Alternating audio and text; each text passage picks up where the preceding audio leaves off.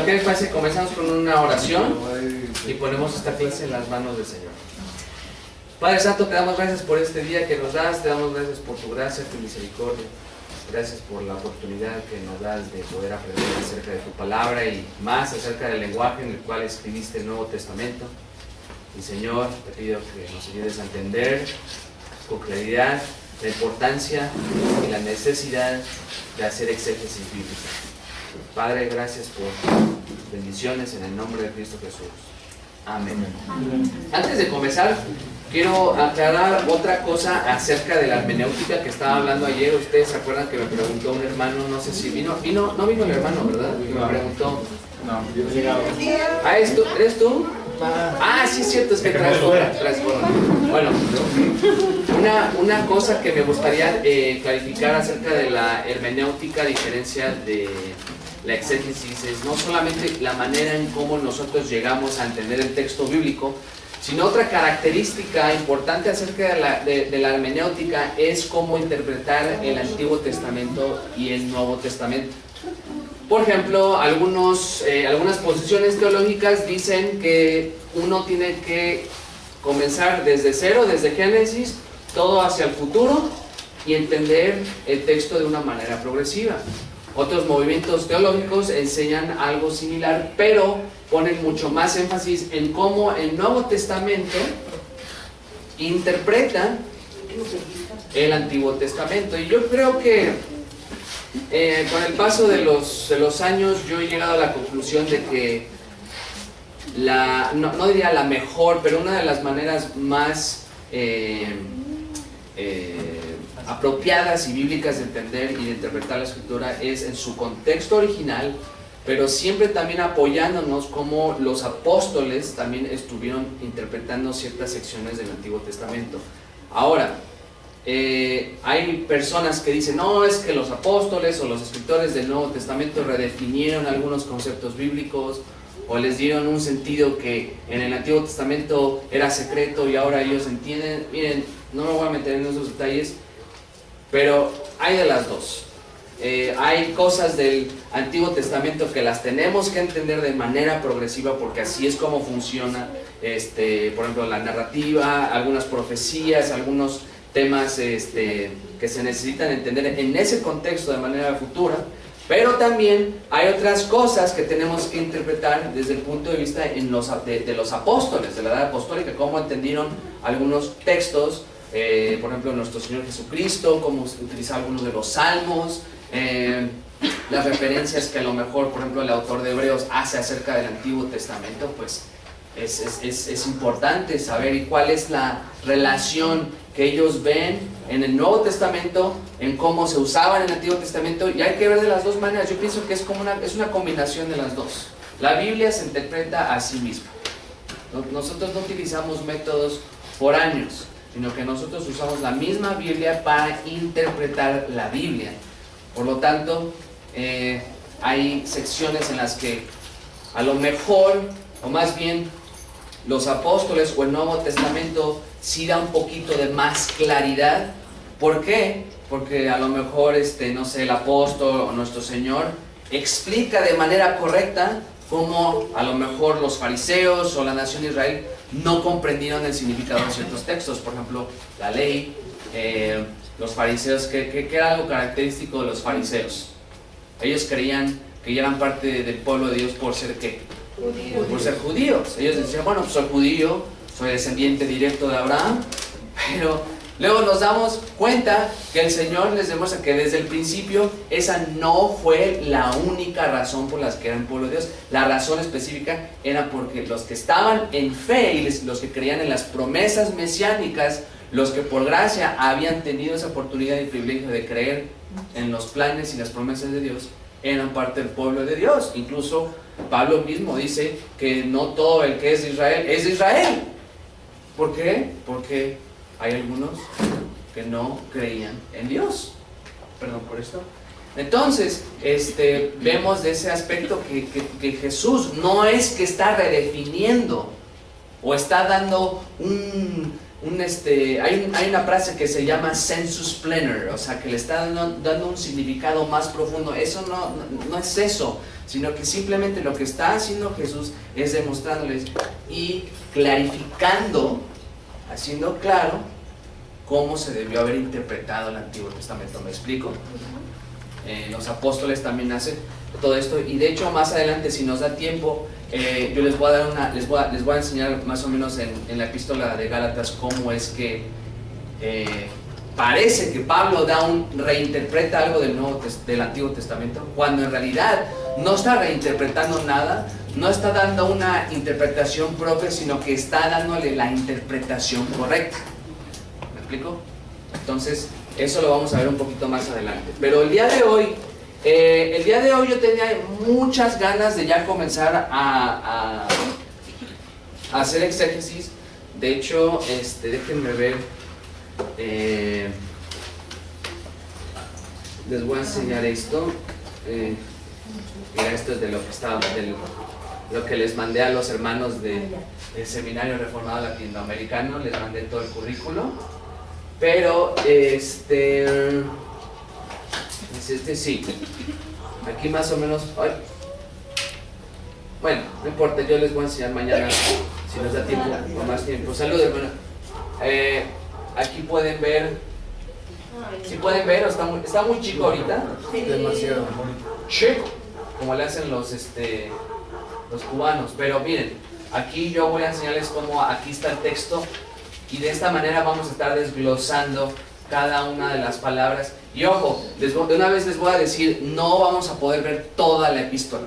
Es imposible, es mucha información. Entonces lo que voy a hacer es, voy a analizar los textos que yo considero más, todo es importante, pero los que a lo mejor tienen cosas que podamos analizar. Pero antes de hacer esto, me quedé pensando y dije, ¿saben qué? Es que si voy a explicar esto y voy a usar términos que si ustedes no están familiarizados, pues les va a costar trabajo entender. Alguien que me pueda decir qué significa aoristo. Aoristo. ¿Qué significa pluscuamperfecto? A ver, algo más así, ¿qué es un participio? ¿Qué es un infinitivo? Vaya, ¿qué es el tiempo presente? A ver, ¿cuál es la diferencia entre el tiempo presente y el tiempo imperfecto? No me tienen que contestar, pero ya si se dan cuenta, hay cositas que yo voy a estar viendo en el texto, y si digo, es que este es un infinitivo que señala el objeto directo, se van a quedar así de, ¿qué óboles? ¿Qué estás hablando? Entonces lo que vamos a hacer ahorita es, vamos a hacer un repaso, pues, entre comillas, breve, de información básica de la gramática griega. ¿Les parece? Entonces, y yo les vamos a verlo todo nosotros juntos. Entonces, así se llama, información básica de la gramática griega. Si algún día ustedes están interesados, pueden comprar este libro, Gramática Griega, por David B. Wallace. Es excelente libro. De hecho, yo me lo compré antes de tomar griego porque este es en inglés, ya está en español. La versión que está en español es un poquito áspera, no es muy... o sea, es correcta, pero a veces es tan literal que hasta como que se ve como que la tradujo un robot. Entonces, pero ya está en español. Si les interesa en un futuro lo pueden. Yo se los recomendaría hasta que ustedes que quieran aprender el griego lo aprendan, porque hay cosas que... Este libro fue escrito para los estudiantes que ya tienen una información básica del griego, pero ahorita no me voy a meter tanto al griego, sino la gramática, para que podamos entender algunas cosas. Ok, lo primero que tenemos que estudiar hoy son los casos. ¿Cuáles son los casos? ¿Qué dijo? Nos hacen las carnitas. Los casos. Un caso no es para saber cómo mataron a una persona o cómo robaron. Es un caso, los casos. Aquí hay varios casos. Primero está el nominativo. Nominativo. Eso yo les recomiendo que lo vayan escribiendo de una vez. El caso nominativo. se refiere a la designación específica. En pocas palabras, el nominativo en la mayoría de las veces se utiliza para designar el sujeto del enunciado. ¿Se acuerdan del sujeto? Sí. Sujeto y predicado. ¿Quién es el sujeto? Cuando yo digo, el niño está comiendo dulces, ¿quién es el sujeto? Quien realiza la acción. ¿Y quién está comiendo dulces? El niño. ¿Y el predicado cuál es? Está Comiendo dulces, exactamente. Ahora, bueno, ahorita no nos vamos a meter en verbo, porque si no se me van a confundir. Ahorita vamos ya a los verbos. El sujeto se llama el predicado nominativo. Esto significa que una palabra en el caso nominativo que completa el verbo que une con el sujeto. Este predicado nominativo redefine o renombra al sujeto. Ahora, yo les voy a enseñar, ahorita, por cuestiones de tiempo no podemos ver todos, pero les estoy enseñando los usos más importantes de cada caso. El primero es sujeto, se usa como el sujeto, ya les dije, como niño, se comen los dulces. Como les digo, el niño está distrayendo a las hermanas, no es cierto, él es el sujeto. Predicado nominativo. Este predicado nominativo redefine o renombra al sujeto. Aquí hay un ejemplo. Juan es mi hijo. Hijo, ¿a quién está refiriéndose? A Juan. Juan es mi hijo. Mi hijo es Juan. Pero en esta manera escrita, Juan es mi hijo. En este caso, el sustantivo hijo redefine o renombra o especifica a San Juan. No Juan, perdón. Ahí quise decir, iba a poner San Juan, pero le quité San Juan para que no crean que soy católico. Renombra a Juan y complementa el verbo es. Este es el verbo de ser. Ahora, otro nominativo. Nominativo en simple aposición. Uy, ¿qué es eso? ¿Qué es eso? Esto es cuando dos sustantivos están de forma adyacente, o sea que están unidos o en proximidad cercana y se refieren a la misma persona o cosa. Ejemplo 1. Juan, mi hijo, es arquitecto. Aposición. Aquí mi hijo funciona en aposición y de hecho si lo voltean es lo mismo. Mi hijo, Juan, es arquitecto. ¿Ok? ¿Amén? Sí, amén. ¿Sí tiene? ¿Mande? ¿Lo puedo poner más despacito? Claro. Más, un poquito más. ¿Siempre qué? Más Más arriba. arriba, así. Simple aposición. Eventualmente yo voy a ver si puedo ver que el hermano Alejandro les mande estos documentos por correo.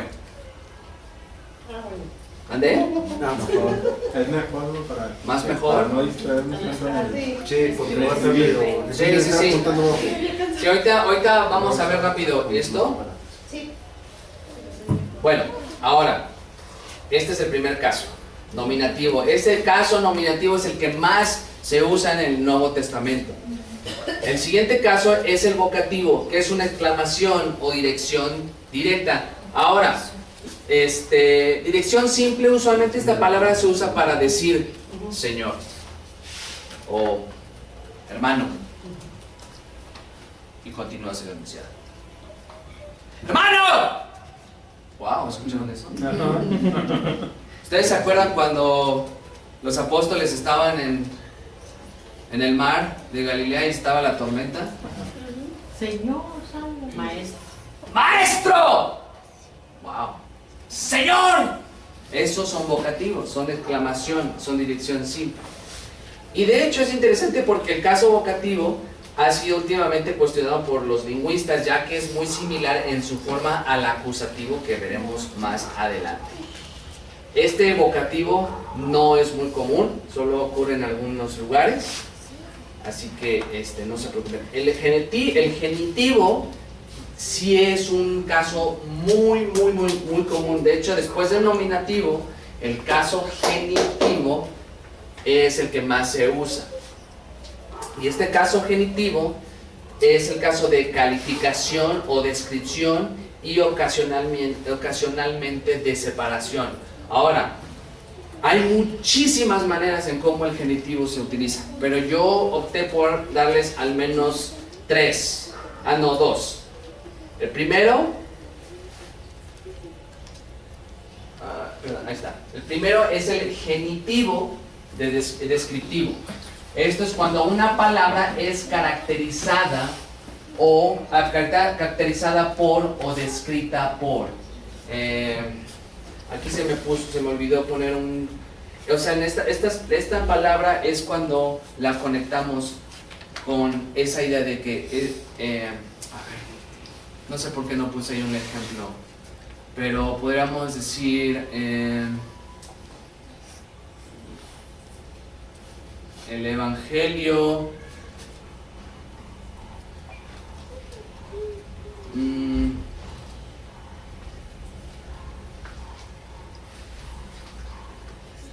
a ver, estoy pensando, por eso es que quiero decir una que sea coherente. Un genitivo de descripción podría ser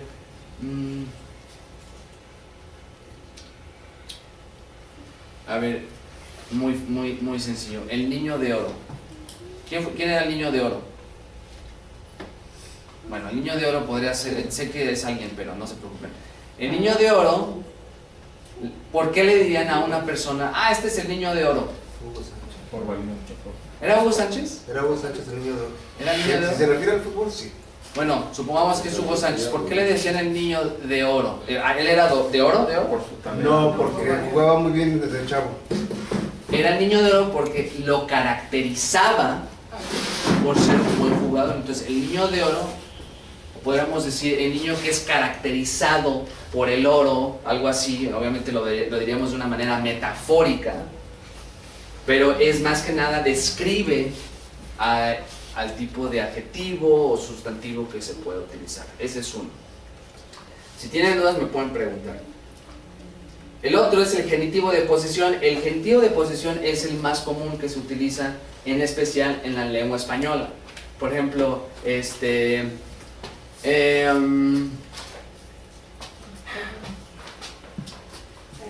es de México. No, de México eso no. Él es del niño. El juguete es del niño. ¿Qué significa eso? Que le pertenece. Que le pertenece. Que el juguete es posesión del niño.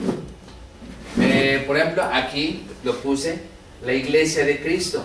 No me refiero a la iglesia de Jesucristo de los santos de los últimos días, no me estoy refiriendo a eso. Pero nosotros como pueblo de Dios somos la iglesia de Cristo. En este caso, la iglesia le pertenece, o somos ¿qué? Posesión de Cristo. Muy bien. Estamos yendo rápido, bastante rápido, gracias a Dios. El otro caso, dativo. Este caso se usa para demostrar interés personal, referencia, posición y o medio. Y usualmente el dativo se usa como el objeto indirecto. Ahorita les voy a enseñar por qué. Ahora, un sustantivo dativo es aquel a o para el cual se realiza la acción de un verbo transitivo. No se me confundan, ahorita les explico qué significa transitivo. Y se entiende para o por. Ejemplo, el niño lanzó la pelota al campo. El objeto directo,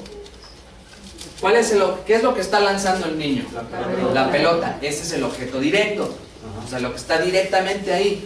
Y el objeto indirecto es al campo, porque es para allá a donde va el objeto. En este caso, el objeto indirecto es el campo. Importante. Esto sí necesito que me pongan atención. Hay dos tipos de verbos: transitivo e intransitivo. El verbo transitivo siempre, y esto no se les olvide, el verbo transitivo siempre tiene un o el objeto directo. Ejemplo del verbo transitivo: Juan recibió. No lo puedes dejar así. Juan recibió. Oye, tu tía recibió. ¿Qué va a pasar? Recibió. ¿Qué vas a preguntar? ¿Qué ¿Qué recibió? Un tamal, un pozole, una Biblia, o sea, siempre tienes que completarlo. Entonces, en este caso, Juan recibió una torta ahogada. No sé por qué puse torta ahogada. Iba a poner un lonche, pero el lonche de ayer me cayó muy pesado. Entonces. Bueno, entonces el verbo transitivo, ¿qué pasa? Siempre tiene que tener ¿un qué? El objeto directo. Acuérdense de esa palabra, el objeto directo, exactamente. Ahora, ejemplo del verbo intransitivo. Juan sonrió. ¿Juan sonrió? ¿Sonrió qué? Ahí no necesitas preguntar eso. Porque ese verbo sonreír no tiene a menos de que después lo quieras complementar. Juan le sonrió a la muchacha, pero en ese caso ya la idea cambia. Pero si tú nada más dices Juan sonrió, esa idea ya es un enunciado completo. El verbo sonrió no necesita un objeto directo porque el verbo describe la idea completa. Entonces, el dativo del objeto directo siempre es cuando funciona como objeto indirecto. El otro es dativo de interés y desventaja. Vamos a ver qué es esto. Ventaja, cuando el dativo se usa transmitiendo la idea de por el beneficio de o para el interés de. Por ejemplo, aquí lo que podríamos decir es Juan mandó dinero a David. No sé quién es David. Se podría entender Juan mandó dinero para o por el beneficio de David. ¿Me explicó? Hermanos, esto es tedioso y les estoy dando una probadita de lo que los seminaristas sufrimos años enteros para que no, en serio, esto es para que no crean que el pararse en el púlpito o en una aula de clase para enseñar la Biblia es cualquier cosa. Requiere trabajo. Esto requiere trabajo. Entonces, el beneficio, cuando es de ventaja, esta es la idea que el dativo transmite a David. Y usualmente, casi siempre el dativo se caracteriza por esto. No es necesariamente la preposición a, sino que es parte de la idea de la palabra del sustantivo a David, la dirección. Y en este caso es en beneficio o por el beneficio de David. Desventaja, cuando el dativo se usa transmitiendo la idea por él o en el detrimento o para desventaja o más fácilmente en contra de. Rusia mandó una bomba a China. Se podría entender mejor. Rusia mandó una bomba en contra de China. Porque yo puedo mandar una bomba a China, ¿cierto? Desactivada. Puede ser desactivada, puede ser un regalo, puede ser un juguete. ¿Mandé? Una bomba veracruzana. No sé qué es eso, pero puede ser eso. Puede ser puede ser un juguete. Pero ya vieron cómo aquí el dativo ya explica más la idea. O sea, no nada más le estamos mandando una bomba. Bueno, te voy a mandar un regalo, pero puede ser una bomba dentro. Entonces aquí es Rusia mandó una bomba en contra de China. Y cuando decimos en contra de China, ¿cuál es la idea que nos viene? Guerra. Es guerra. Que realmente ellos están más unidos que en contra, ¿verdad? Pero es un ejemplo. Destrucción, ataque, Tercera Guerra Mundial. Entonces, ¿ven cómo ciertas palabras te dan más claridad? Es lo que les digo. Es lo que les digo de la televisión de bulbos con la de definición alta. En los bulbos ves cosas, pero no se ven tan claras. Ya cuando lo ves todo en definición alta, ¡wow! Puedes ver los detalles. Ahora, también está el dativo de referencia o respecto. Se usa cuando el dativo transmite la idea de referirse acerca del objeto indirecto. A ver, vamos a ver un ejemplo. Aquí, déjenme poner esto así. Juan habló en el tribunal por David. Vamos a dejarlo ahí, no lo lean. Juan habló en el tribunal por David. Se escucha muy general, ¿no? Habló por él. ¿Para qué? O sea, habló, a menos de que sepamos todo el contexto, podemos definir, ¿a qué se refiere a eso? Pero si no tenemos un contexto, si no tenemos una idea de qué pasa, si no sabemos quién es Juan o David, tenemos ¿Por qué hablo? En este caso, si se hacen referencia, podemos entenderlo de esta manera.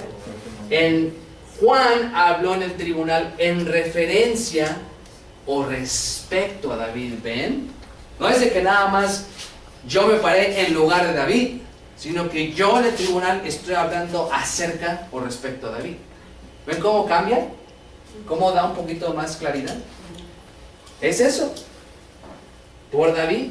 Ese es un dativo de referencia o respeto. ¿Me explico? ¿Amén? Amén. Ahí va. No, y está bien, hermana, está bien, es normal. Esto no, a menos de que lleven años estudiando gramática, español y todo, o esto hasta la fecha todavía a veces hay cosas que me cuesta trabajo. Digo, bueno, este verbo puede funcionar así, ¿cuál es? Me das aquí y no sé qué. O sea, no es fácil por eso, pero es importante que seamos fieles. Y lo que el Señor más aprecia es cuando estamos haciendo nuestra tarea y estamos haciendo un esfuerzo. Que no lleguemos ahí a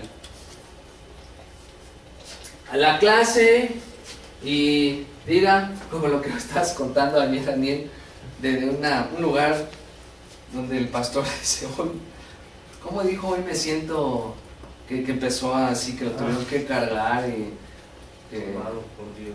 sí, hoy me siento tomado por Dios. O sea, ya el tiempo del sermón, y me siento así, yo creo que empezó a entrar en trance y lo sacaron del púlpito y se subieron. Vamos a cantar, hermanos, porque Dios está aquí. ¡Sáquese! Deberían de sacarlo a la calle y ya tírenlo allá afuera. Eso es lo que pasa cuando la gente no estudia y cuando se saca el chicle de la boca. No es cierto. Bueno, es poco a poquito, y yo les voy a mandar este documento, así que no se me asusten. Este dativo de esfera, no creo que es la esfera de la vida o la esfera del mundo. Aquí lo que se refiere es esto. Esta es la esfera o ámbito en el que tiene un lugar o existe la palabra en la que se relaciona al dativo. Otra vez, ¿cuál es el dativo de esfera? Se les voy a dar en un ejemplo. Efesios 1:3-10. Bendito sea el Dios y Padre de nuestro Señor Jesucristo, que nos bendijo con toda bendición espiritual en los lugares celestiales. O sea, Él nos bendijo y estamos posicionalmente, estamos en la esfera, en el ámbito de los lugares celestiales.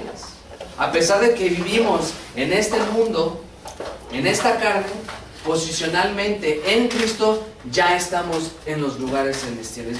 Dios ya nos ve ahí en su presencia. ¿Ven cómo cambia? O sea, no es nada más, pues, en los lugares celestiales nos bendijo con el cielo. No.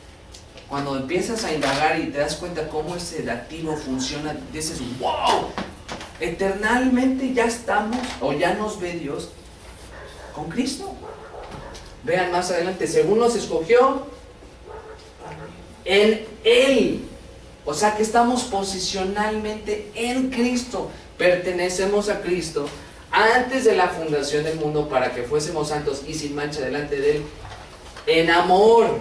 Aquí hay un debate, porque en amor, algunos dicen que en amor es delante, se refiere a que fuésemos santos y sin mancha, o en amor habiéndonos predestinado.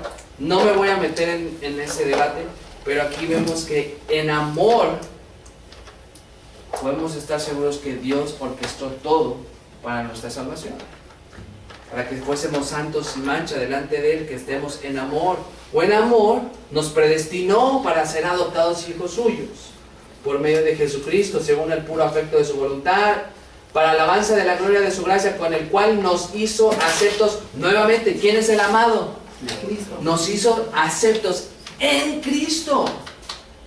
Ahí el énfasis es completamente trinitario. El énfasis es Dios en Cristo, en Él, y nada de que yo.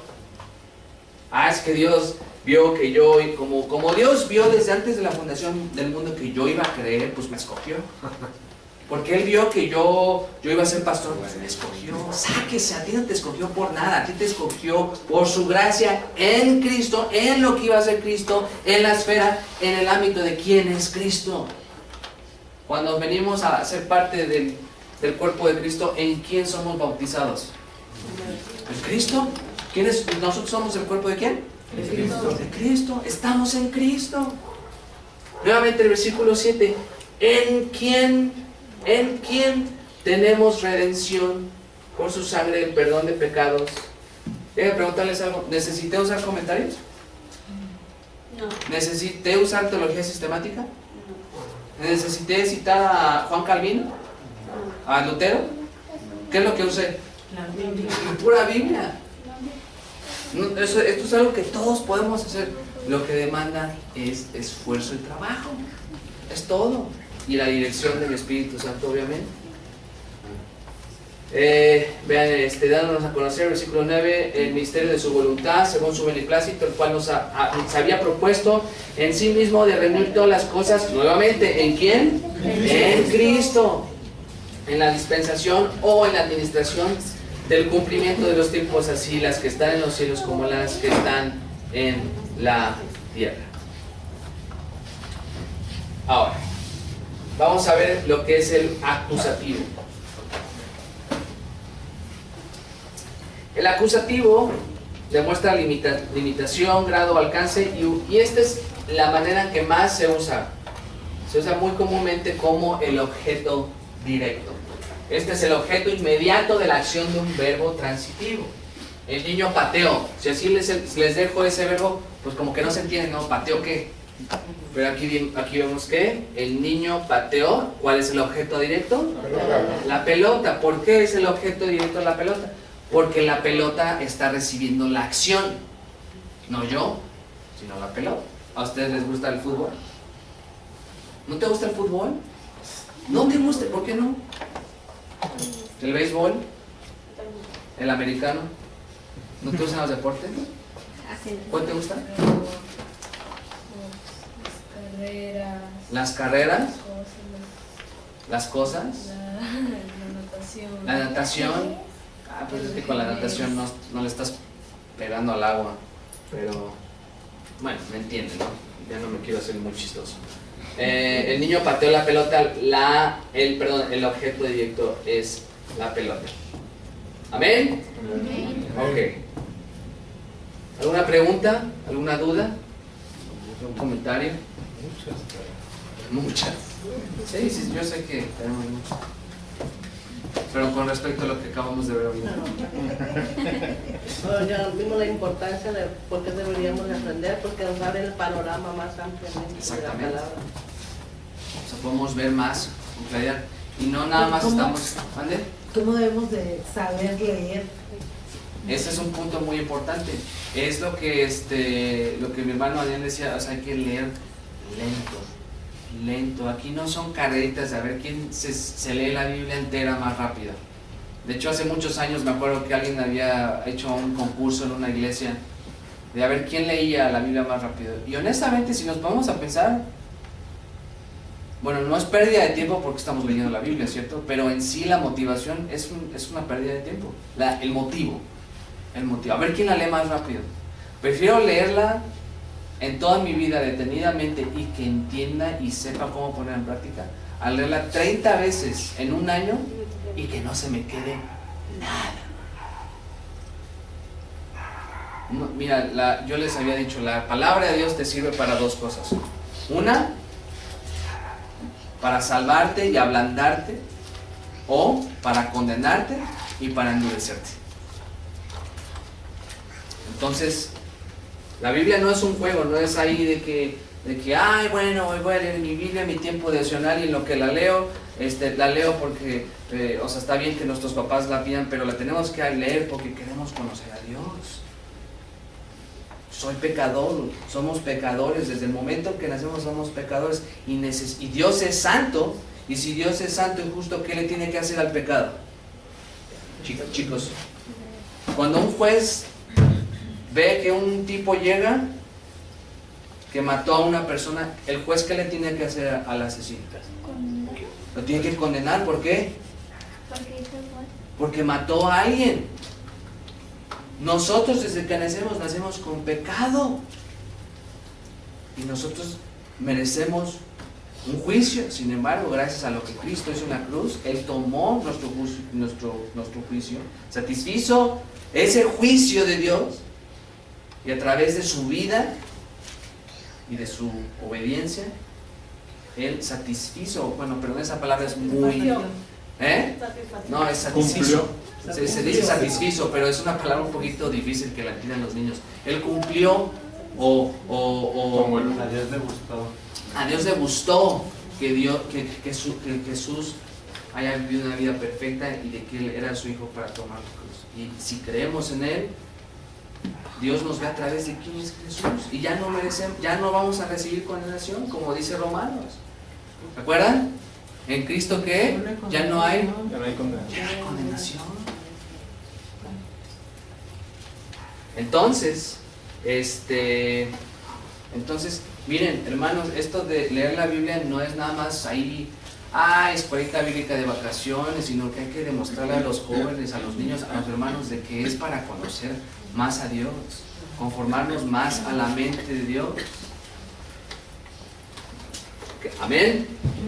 Bueno, ahora vamos a ver lo que es la voz. La voz no es la voz, la estación de radio donde pasan cumbias. ¿Sí se llama así la voz? Sí, es cierto, estoy pensando que estoy todavía en la voz, creo que sí hay una, no sé, la Vox. La Vox de México. ¿Quién es la Voz de México? XW.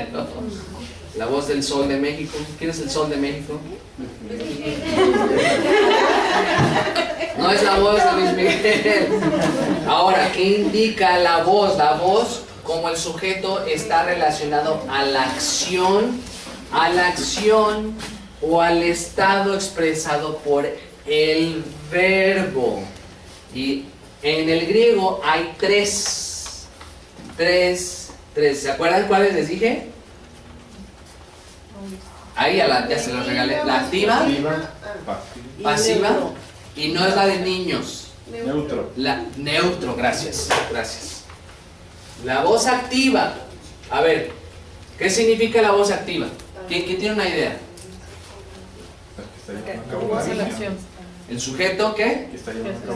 Está haciendo la acción, exactamente.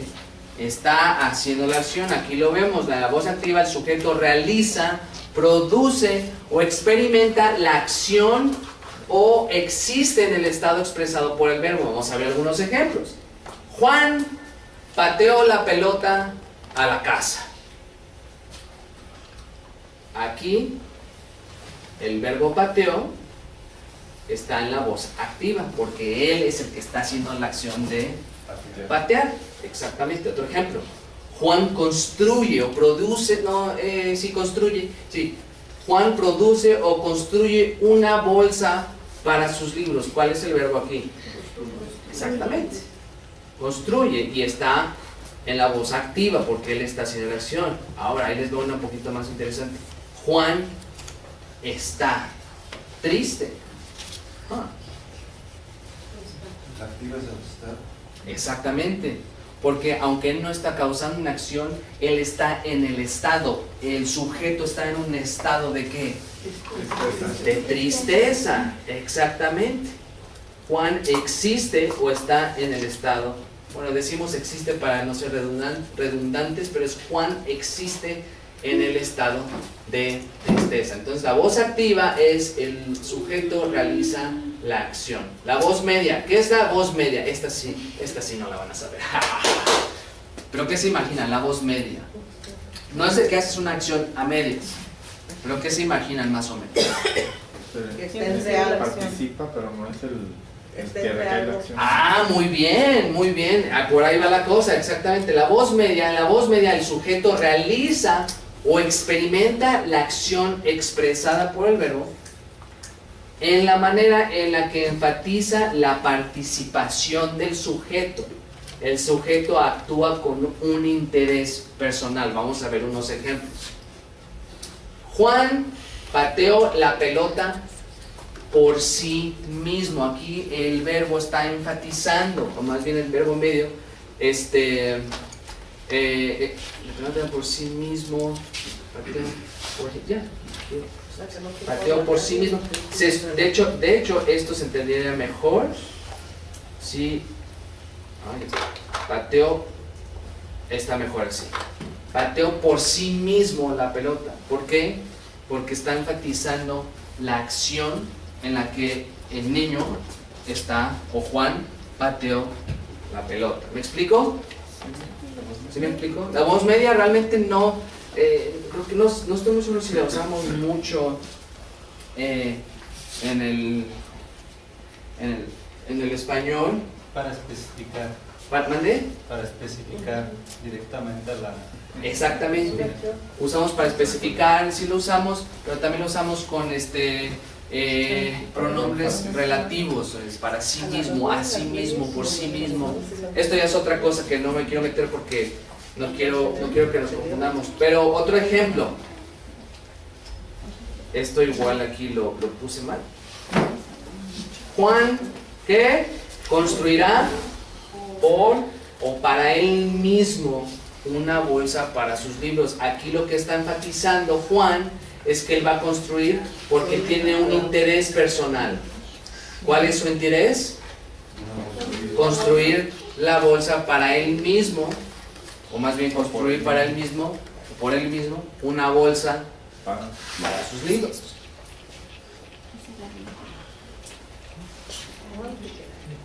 Ahora, la voz pasiva. ¿Qué es la voz pasiva? A diferencia de la voz activa. Que no es la acción de otra persona. ¿Mandé? ¿Quién recibe la acción? ¿Quién recibe la acción? Pero ¿quién está recibiendo la acción en este caso? El sujeto, exactamente. El sujeto. En la voz pasiva, el sujeto recibe la acción expresada por el verbo. Ejemplos. Juan fue golpeado por la pelota. Se quedó dormido en el campo. Se quedó viendo las estrellitas y le dieron un pelotazo. Juan será disciplinado por sus padres. Pobrecito. Se lo van a sonar. ¿Quién sabe qué es? En ambas instancias, Juan está recibiendo la acción de la pelota y la acción de sus padres. Pobre Juan. ¿Preguntas de la voz? ¿Preguntas? Estos son los tres casos. Obviamente, ya esto es lo más básico. Hay diferentes formas en también como el énfasis cae en la voz activa, la voz media, la voz pasiva. Pero esto es lo más básico. Esto lo aprendemos en gramática castellana, en gramática de español. Entonces, si tienen alguna pregunta, con confianza me pueden preguntar. Si no, vamos al siguiente, que es los modos. Aquí no se trata el modo en que tus hijos te hablan. No se trata de, ¡ay, me levantó la voz mi hijo y me lo tengo que sonar! No, no es eso. Ni el modito ese con el que se comporta un niño o una persona creída. No se refiere a eso. O el modito en el que el muchacho de allá atrás está dormido. El pobrecito. No lo dije. Los modos, ok, entonces ¿qué son los modos? ¿Qué son los modos? Los modos presentan, o más bien la representación del orador de su afirmación de certeza. ¿Qué tan certera es la información que el que está hablando, el sujeto, es? ¿Qué tan certero? ¿Qué tan certera es la acción verbal? El verbo que está diciendo. Cuando yo les digo, a ver, escuchen esto. Cuando yo les digo, bueno, en relación a la clase, yo estudié. ¿Estoy siendo sarcástico? ¿Estoy siendo probable? ¿O estoy describiendo un hecho? Es un hecho, pero aquí entra algo muy extraño, porque hay ya, por ejemplo, en español, también en el inglés, a diferencia del griego que es más preciso, yo puedo decir yo estudio o yo estudié, pero a lo mejor mi intención es, estoy siendo sarcástico, o mi forma de decir, yo estudié. No. Entonces ahí cuenta mucho que ver, pero en el caso del griego no funciona necesariamente de esa manera. Entonces vamos a ver qué pasa aquí. El modo indicativo. ¿A qué le suena la palabra indicativo? indica. Algo. Indica algo. Ok. Este es el modo de afirmación o de la presentación de certeza. En otras palabras, cuando el uso indicativo se emplea, el escritor transmite ¿qué? Cuando yo les digo, yo creo en Cristo,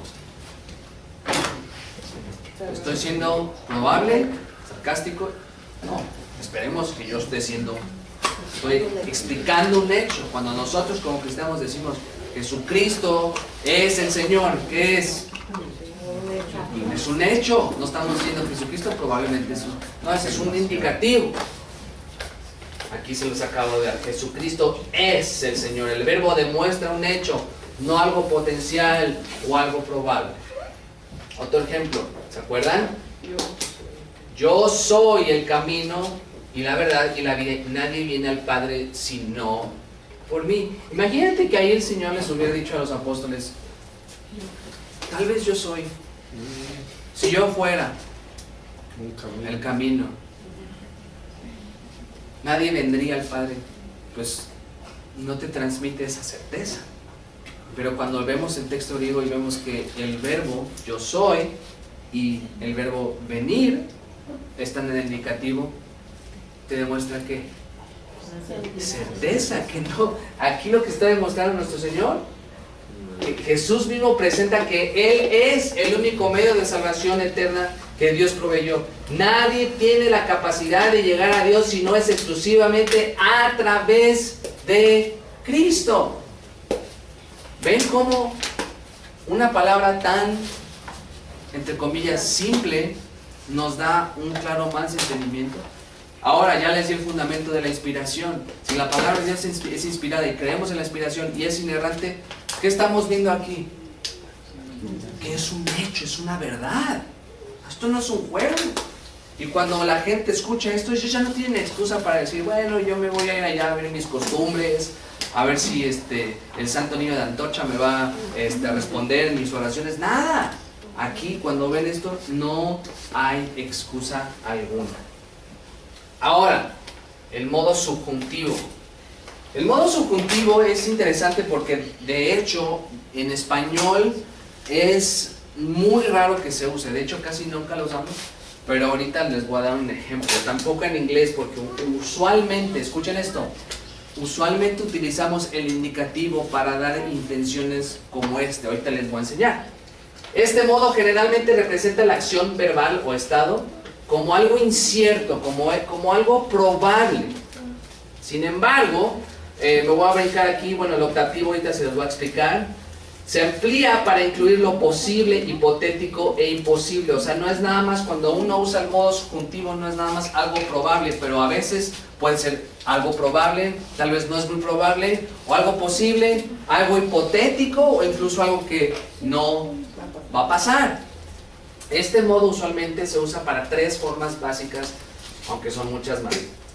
Subjuntivo exhortatorio. ¿A qué les suena la? A los fundamentalistas les encanta esta palabra. Les encanta exhortar a la gente. Es que tú estás en pecado. Es que tú eres así. Es que tú eres así. Bueno, usted arrepiéntase. Sáquese esa vida de su ojo. Pero bueno, exhortación. Aquí la palabra es así. Se usa para exhortar o mandarse a uno mismo y a sus asociados. Se usa para instar a alguien a unirse con el orador en un curso de acción sobre el que ya ha decidido. Vamos a ver un ejemplo. Ustedes, ¿cómo exhortaríamos a nuestros hermanos en esta manera? A ver, dame un ejemplo. Alguien dijo vamos.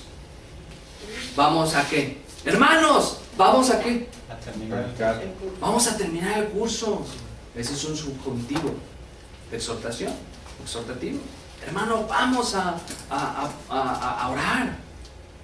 Hermano, vamos a esto. Hagamos esto. Gálatas 6:9, que después probablemente veremos. No nos cansemos pues de hacer bien. Hermanos, no nos cansemos. Es una exhortación. Hebreos 4:14, mi epístola favorita. Por tanto, teniendo un gran sumo sacerdote que traspasó los cielos, Jesús, el Hijo de Dios, retengamos nuestra profesión. Ahora, aquí cuando dice esto, no está diciendo de que vas a perder tu salvación, ¿cierto?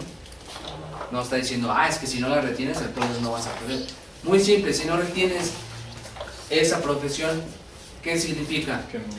Que nunca fuiste. Exactamente. Muy bien.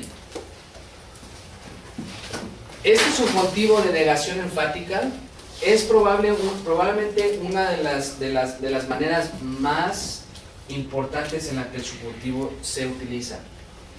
Esta palabra, si eventualmente ustedes tienen la oportunidad de estudiar griego o un mail, se utiliza en el aoristo. Yo les voy a explicar qué significa el aoristo.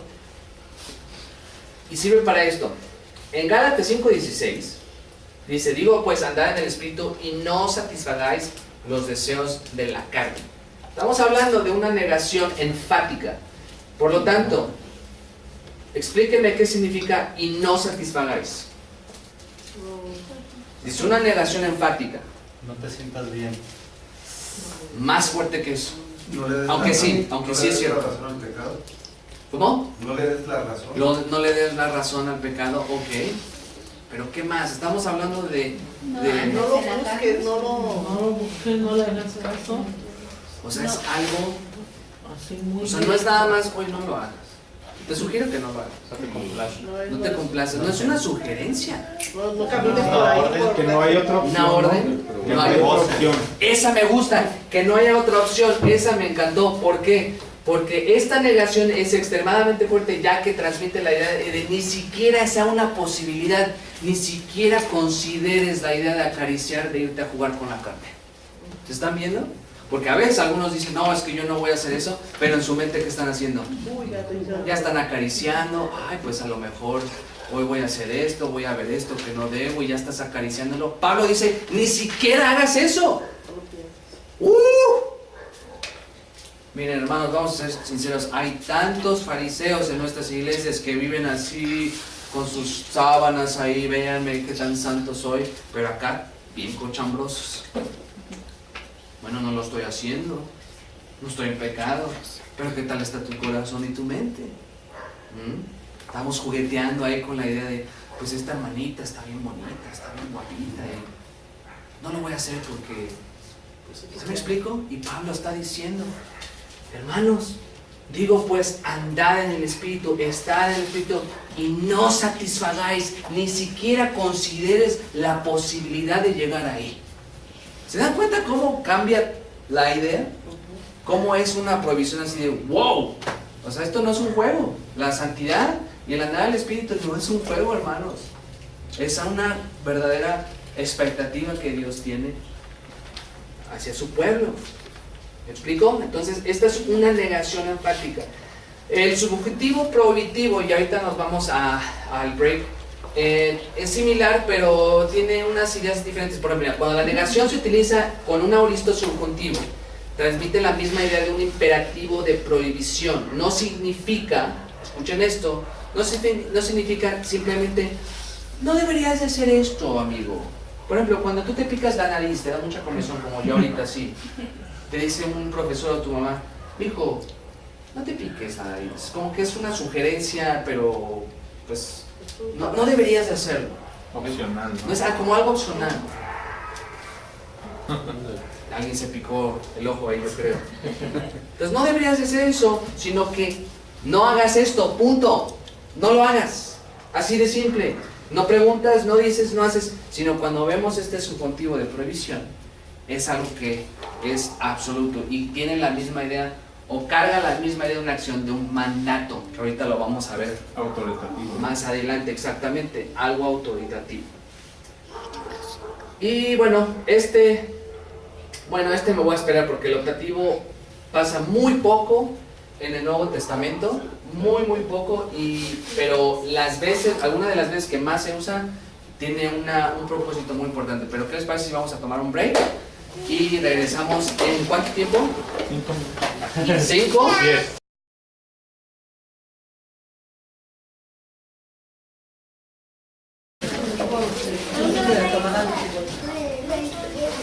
Bueno,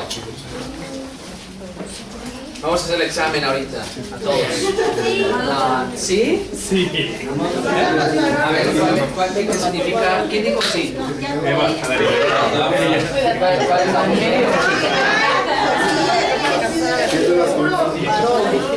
no, se ve. Es examen. A ver, ¿qué es eso? ¿Eh? Explícalo.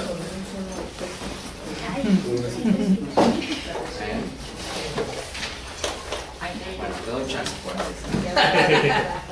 Bueno, ¿qué tal estuvo su break? ¿Descansaron? ¿Comieron pastelito? ¿No me guardaron tantito? Sí. No. Muy sincero. No se preocupen, no. Bueno, entonces acabamos de ver lo que es el modo indicativo, el modo subjuntivo, y ahora vamos a ver lo que es el modo optativo. Optativo aquí no se refiere a que tú optas a hacer algo, sino generalmente este modo demuestra una acción como posible, pero este tipo de modo es muy raro en el Nuevo Testamento, no siempre sucede, pero hay al menos un uso. Son varios, pero hay uno que sí les quiero explicar. El voluntario optativo. Ay, sigo apretando la tecla indica, la que marca. Voluntario optativo. Este optativo se usa para expresar un deseo que puede ser obtenido. No es un deseo que es imposible de obtener, sino que es algo obtenible o alguna oración. Ejemplo. Romanos 6.1. ¿Quién lo quiere leer? ¿Qué pues diremos? ¿Perseveraremos en el pecado para que la gracia abunde? ¿Te baja? De esta manera. Perdón, sí, el versículo 1 y 2. Porque el versículo 2 continúa. Cuando dice en ninguna manera, ¿ustedes cómo lo entienden? ¿Qué es lo que dice ahí? En ninguna manera. Solamente parte del derecho, pues que te tienes que ir. Ok. ¿Qué más? ¿Que no se va a hacer? Que no hay No otra hay opción. posibilidad, no hay Ok, posibilidad. no hay posibilidad, no hay otra opción. En el griego, Pablo utiliza la negación megenoito, y esto algunos predicadores le dicen, aquí Pablo dice megenoito, y con esto él está demostrando que su repulsión al pensamiento de que algunos quisieran promover o justificar su vida de pecado para que la gracia abunde. O sea, con esto, cuando dice de ninguna manera, es su repulsión. O sea, no deseo eso, no es algo ni siquiera posible. Esta es la negación. Ahora sí que este tipo de expresión es la más fuerte de ese tipo en el lenguaje griego. Miren otra, lo pueden ver en Romanos 3:4, pero esta de ninguna manera, no sé si ustedes han observado que lo repite varias veces, en ninguna manera, por ejemplo, en Romanos 3:4, ¿de qué estaba hablando ahí? ¿Acerca de quiénes?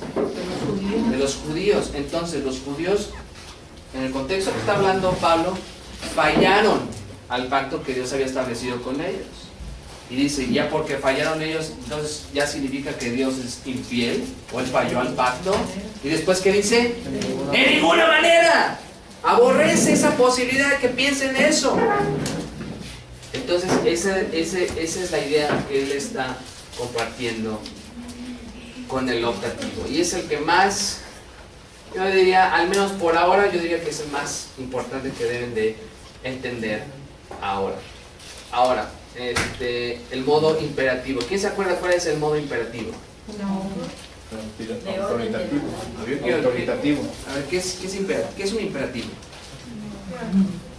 No sabe usted, señorita. No sabe. Es de orden. ¿Qué es esto? ¿Qué es esto? ¿Alguien tranquilo? ¿Alguien qué? Tranquilo.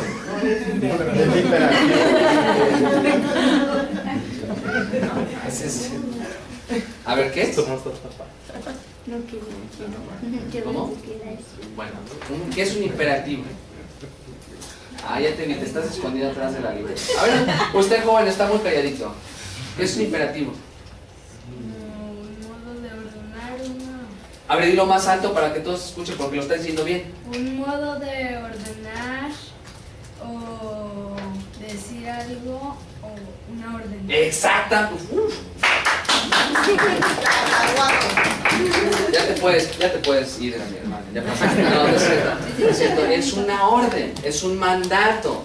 No es no es de que estés imperativo, ¿no? Ese es imperativo, no imperativo. Es un mandato.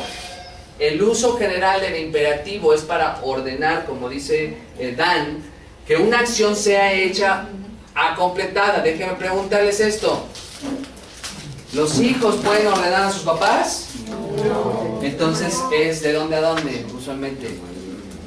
De uno superior, lo mayor. Bueno, si tu papá si tu papá trabaja para ti, bueno, ahí cambia la cosa. Ahí le dices, oye, jefecito, pues hazme paro, ¿no? O sea, ahí cambia la cosa.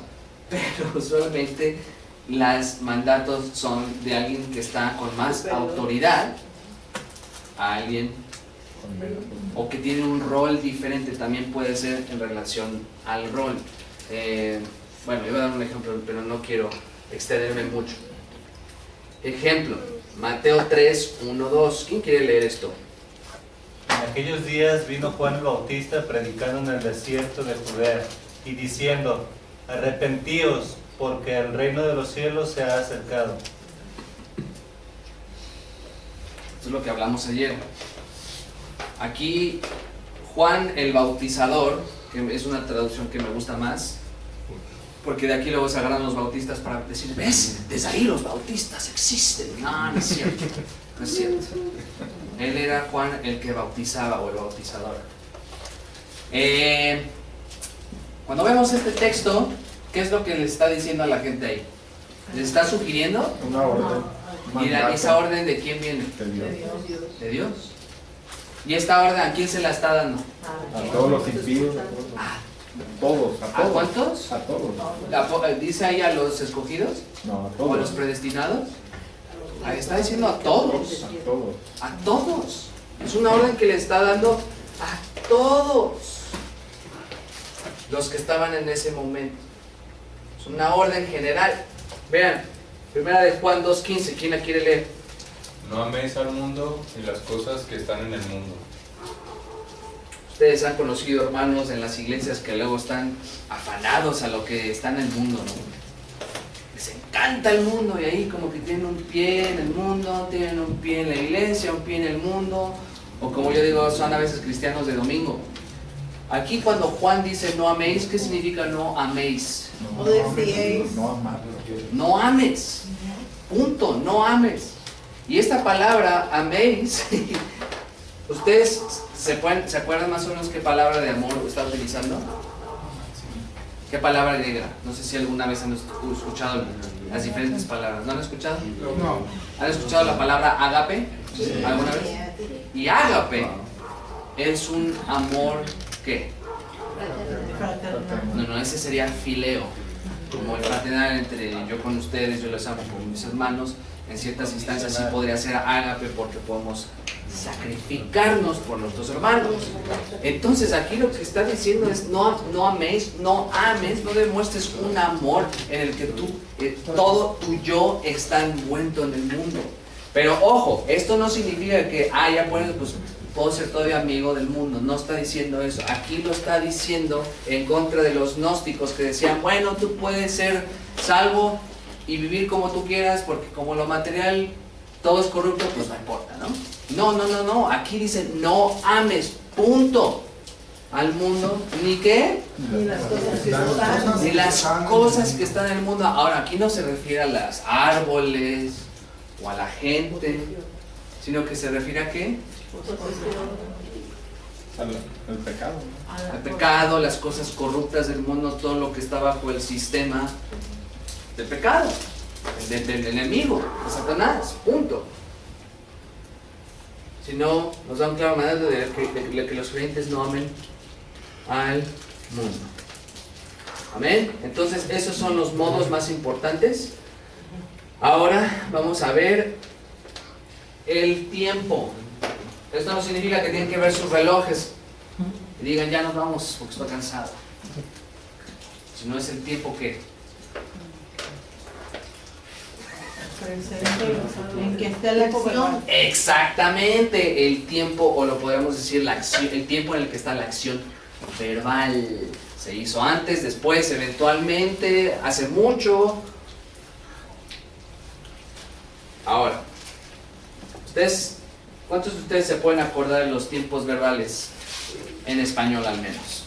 No muchos, son muchos. Presente, pasado, futuro. Son como que los tres, bueno, no son como que, son los tres básicos.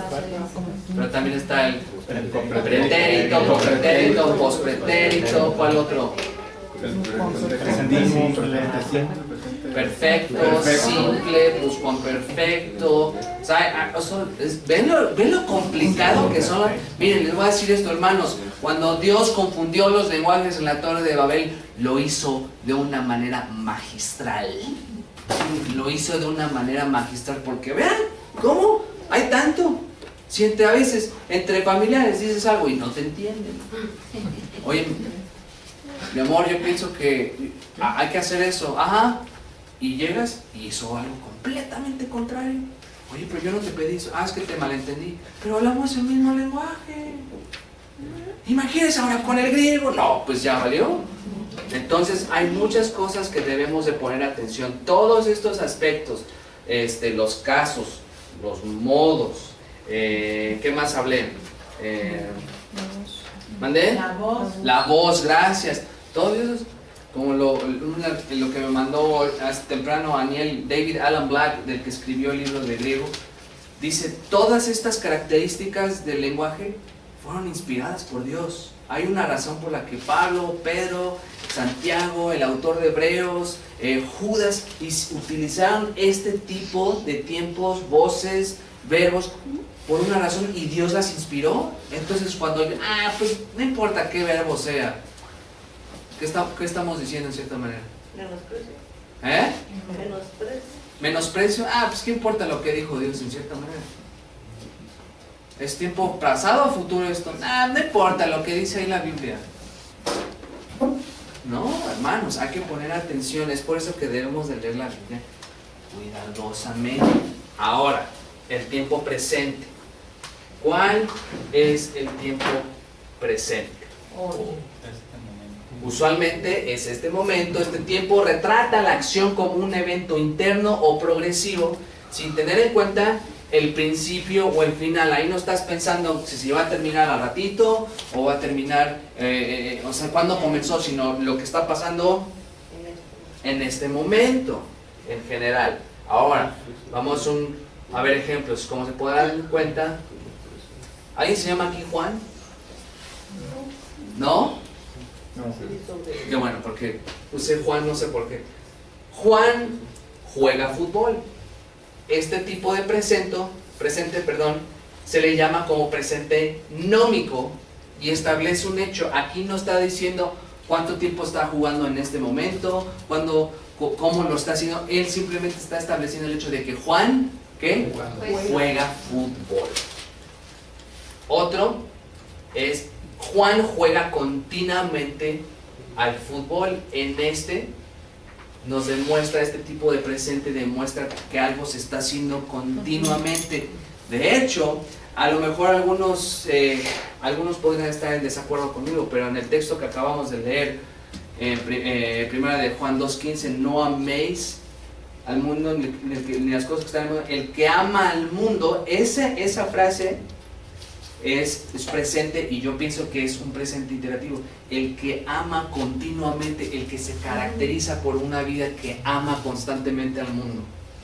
Una persona que cuando hablas, no habla de otra cosa más que del mundo. Dinero, moda, televisión, cine. O sea, nunca te habla del Señor. Siempre te habla de puras cosas vanas. Perdónenme. Entonces, esa es una idea. Juan juega continuamente. Podemos decir, Juan ama al mundo continuamente. Otro tipo de presente es Juan juega de vez en cuando al fútbol. Otros interpretan ese versículo, 1 Juan 2:15, el que ama al mundo de vez en cuando encierra más el círculo, ese está más severo, porque no está diciendo cada cuando, sino te caracterizas por alguien que ama al mundo de vez en cuando. Está todavía más difícil ahí. Entonces ahí tenemos que analizar el contexto, lo que está diciendo Juan, etc. Entonces es el tiempo presente.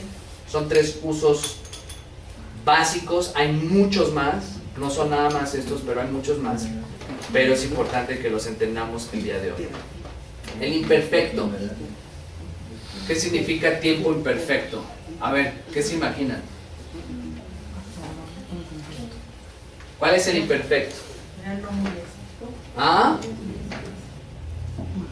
¿Qué dijo, hermana? No muy exacto. Más o menos. Alguien dijo por ahí pasado. ¿Quién dijo? Pasado incompleto. Pasado. Quita la palabra incompleto y ponle algo más. ¿Pasado qué? ¿Ah? ¿Quién dijo continuo? ¿Quién? Exactamente. Es una acción que es en el pasado y en el pasado se estaba haciendo continuamente. Ahora vamos a ver esto. Es similar al tiempo pasado, pero la diferencia es que el tiempo imperfecto generalmente se refiere al pasado, continuamente, pero antes. Solo se usa en el modo indicativo. ¿Cuál era el modo indicativo generalmente? La afirmación. La afirmación, exactamente. Usted puede ir a descansar, hermano. Ok, a ver, esto puede ser una acción continua que se hacía en el pasado. Juan estaba, ¿qué? Estaba jugando al fútbol. Che, Juan estaba jugando al fútbol. Eso podría ser, o más bien, ese es un imperfecto. Una manera de pensar en este tiempo es como ver el video grabado de algún evento en el pasado. Si quieren acordarse qué es el imperfecto, como cuando ven un video de algo que sucedió en el pasado. Como el versículo que dice, viéramos por naturaleza, hijos de ira, los mismos que los demás. No, ese no sería, ese sería, ese sería otro tipo, ese sería auristo. Ahorita les voy a explicar cuál es el auristo. Y lo difícil es que el imperfecto sí sucede en el Nuevo Testamento, no es tan común como el presente o el auristo. Y ahorita les voy a explicar cómo funcionan esas dos, pero ahorita les estoy dando este tipo de ejemplos. A ver, vamos a ver. Efesios, vayan allá. Efesios, ¿qué?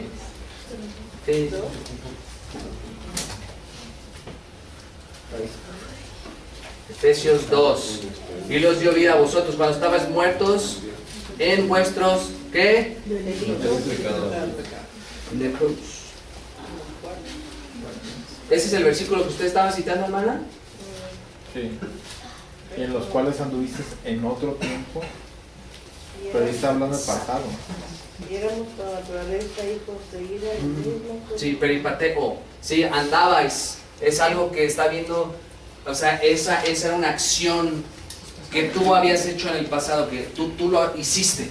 Punto. No está necesariamente diciendo, ahí cuando dice los que anduvisteis en otro tiempo, bueno, aquí literalmente dice en otra era. Interesante, pero en otro tiempo. Ahí lo que está demostrando Pablo es una acción que habías hecho tú. No está necesariamente poniendo énfasis en el tiempo, sino en la acción. ¿Sí me explico? Ahorita vamos a ir para allá. Ok, entonces el imperfecto es como ver un video grabado de algún evento en el pasado. Por ejemplo, ustedes hacen videos de sus hijos y dicen, quiero ver cómo jugaba en el agua, pateando la pelota, pegándole a su hermana, haciéndola llorar. ¿Quiénes son? ¿Ustedes son hermanos? No, ¿verdad? No, tu hermano, no está tu hermano. Se fue de pinta, ¿verdad? Ahí está. Está jugando. Oye, Jaco, ¿no quieres aprender? No.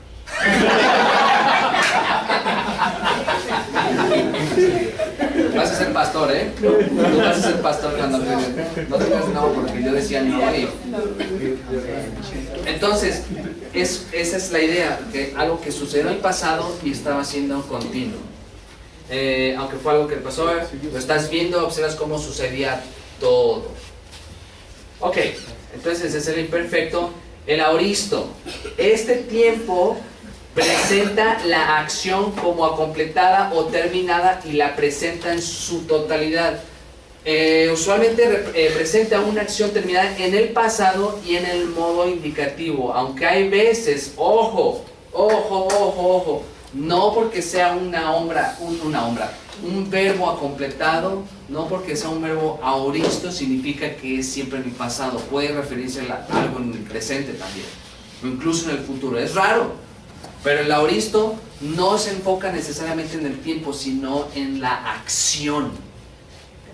Algo muy característico acerca de los griegos es que a ellos no les interesaba mucho el tiempo, ayer, mañana, después. A ellos lo que les importaba era la acción, el hecho. Y esa es más o menos, o más bien esa es la idea. Presenta una acción terminada. Juan jugó al fútbol. Incluso yo puedo decir Juan juega al fútbol, y en el griego puede ser un aoristo, porque estoy estableciendo un hecho. Pero en este caso, para ser más claro, Juan jugó fútbol. Fue una acción terminada, completada. No te dice cuándo. Cuando dices Juan jugó fútbol, realmente no te está diciendo, no está siendo específico. Sabemos que fue una acción terminada, pero no sabemos cuándo, ¿cierto? O sea, puede ser ayer, puede ser hace 15 años, no sabemos. Lo que nos importa es que él jugó fútbol. Es lo que les dije. Es por eso no estaban interesados en el tiempo, sino en la acción. Es por eso que este tiempo aoristo se usa en diversas maneras. Aquí el énfasis cae no necesariamente si se hizo en el pasado o no, sino en el hecho de presentar la acción que Juan completó, jugar fútbol. Este tiempo es un poco difícil de entender en nuestra lengua natal, ya que en el español lo más cercano sería al tiempo pasado, pretérito. Sin embargo, en el griego común el énfasis cae en la acción, ya se los dije, no necesariamente en el tiempo, bla. Una manera de pensar en el aoristo es como una foto. El imperfecto era un video. El aoristo es algo estático. Estaba viendo el video de cómo un niño le pegaba a su hermano. Y ahorita estoy viendo cómo el niño nada más está, la foto que está así. Es un ejemplo, no se asuste. Bueno, todavía tengo la foto en mi mente cuando me dijo no, que no quiere aprender. ¿Jaco, quieres aprender? No. Sí. Entonces, eres fiel, tienes convicciones. ¿No tienes convicciones? Ah, bueno, pues ya no. Bueno, en una foto ves algo que sucedió, un hecho, más no el tiempo. No. Se hace la pregunta ¿qué hizo? Y no cuándo lo hizo. ¿Ok? ¿Me explico? Sí. Ok. Nuevamente yo les voy a mandar este documento cuando tengamos chance. Ok, ahora, ¿cuál es el tiempo futuro? ¿Cuál es el tiempo futuro? Lo que todavía no pasa. Lo que va a suceder. Lo que va a suceder, no sabes cuándo va a suceder, pero es algo que va a suceder. O sea, en el futuro. Presenta un retrato externo como el aoristo, pero en el tiempo futuro, una acción que va a pasar. ¿Cuántos de aquí podemos decir que vamos a estar en la presencia de Dios? Todos. Sabemos que va a ser en el futuro, todavía no sabemos cuándo, ¿cierto? Puede ser en 5, 10, 15, 20, 100 años, no sabemos. La gente a veces dice, ay, el Señor ya viene pronto, el Señor ya viene pronto. Venimos diciendo eso de hace 2000 años y sabemos que va a venir pronto, pero no sabemos. Y mientras no sepamos, que qué bueno, manos a la obra, hay que compartir el Evangelio, hay que hacer discípulos, hay que enseñar la palabra de Dios, hay que ponernos a trabajar. Tiempo futuro, en algunos casos puede ser algo continuo en el futuro o el simple hecho de que será en el futuro. Continuo, miren, Jaco estará jugando fútbol. ¿Estarás jugando fútbol? No. ¿Tampoco te gusta el fútbol? ¿Qué deporte te gusta? Partido. ¿Partido? Bueno, el celular, ¿no? ¿Te gusta jugar con el celular? Sí. Jaco estará jugando En el celular. en el celular. Eso es algo continuo. Él lo va a estar haciendo. Algo hecho, Juan jugará al fútbol. No sabemos si va a ser un rato, 10 minutos, no sabemos exactamente, pero sabemos el hecho de que él jugará. Ahora, el tiempo perfecto. ¿A qué nos referimos con el tiempo perfecto? ¿Quién se acuerda? No quiere decir que sea perfecto sin error, pero ¿a qué se refiere el tiempo perfecto? Está especificando la ¿Dónde? fecha. Está especificando la fecha. Ok, definitivamente el tiempo perfecto tiene que ver con la fecha o el tiempo, pero ¿qué más? ¿A dónde va usted, caballero? La duración. No, es cierto. La duración, ok, ¿qué más? ¿Qué más? ¿Qué más? ¿Presente continuo? ¿sabes? Casi no. No, porque Define bueno, mejor el sí suceso. tiene una idea del presente, pero todavía no estamos conectando la idea del tiempo perfecto. ¿Define mejor el suceso? Define mejor el suceso, sí, pero aún así todavía como que no me explica cuál es el tiempo perfecto.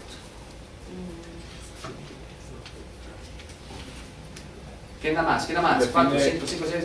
Define el sujeto, el lugar y el tiempo. Define el sujeto, el lugar y el tiempo. Define el tiempo en el que pasará, ¿no?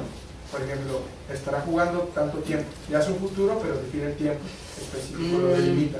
En ese caso vendría siendo un tiempo, un futuro perfecto, pero el futuro perfecto no, si lo quisiéramos decir como lo explicas tú, sería él habrá estado jugando fútbol.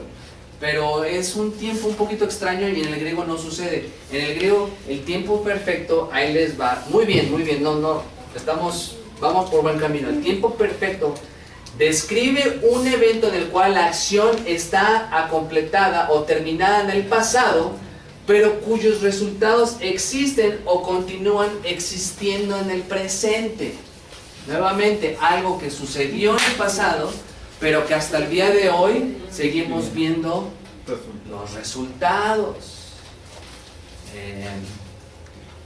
Desde el momento en que naciste de nuevo. ¿Amén? ¿Sigues viendo los resultados hasta el día de hoy? Si dices que no, aguas, ¿eh? Jesús nos salvó. Jesús nos salvó, Él nos ha salvado, en el sentido de que Él lo hizo en el pasado, pero hasta la fecha seguimos viendo esos resultados y los seguiremos viendo hasta el día en que estemos con Él. En cierta manera combina el aoristo con el presente. Juan ha jugado fútbol desde niño. Él comenzó a jugar cuando estaba un chaval como usted. ¿Cuántos años tienes tú? 6. 6, no, más chico. ¿Cuántos años tienes tú, Jaco? 5. Pues no hay mucha diferencia. Desde los 5 años y desde ese momento hasta el día de hoy sigue jugando. Simple, fácil. Juan comenzó a jugar desde una temprana edad y hasta el día de hoy lo continúa haciendo. Cristo nos ha salvado, como dijo nuestro hermano, de la ira venidera. La acción de nuestra redención fue en el pasado, pero los efectos de nuestra posición en Cristo continúan hasta el día de hoy y hasta el día en que estemos en su presencia. ¿Sí me explico? ¿Se explica? ¿Amén? Amén. ¿Qué dije? Es cierto. Ahora, ¿qué significa el pluscuamperfecto? Pluscuamperfecto. Es que una acción que pasó, que sigue pasando y que seguirá pasando. Uy, casi latinas, pero no. Tendrá cambios. ¿Eh? Pero que tendrá cambios. No. Va a batallar los dos seguidos. Pluscuamperfecto, en inglés es pluperfecto. Me gusta más cómo se traducía pluperfecto que pluscuamperfecto. Tampoco no está como que muy rebuscado. Plus, di plus, Juan. La verdad es una palabra. Miren, les voy a decir esto. Este tiempo verbal no es muy común en el Nuevo Testamento. Así que no se asusten. Ahora, ahí les va. ¿Cuál es el tiempo pluscuamperfecto?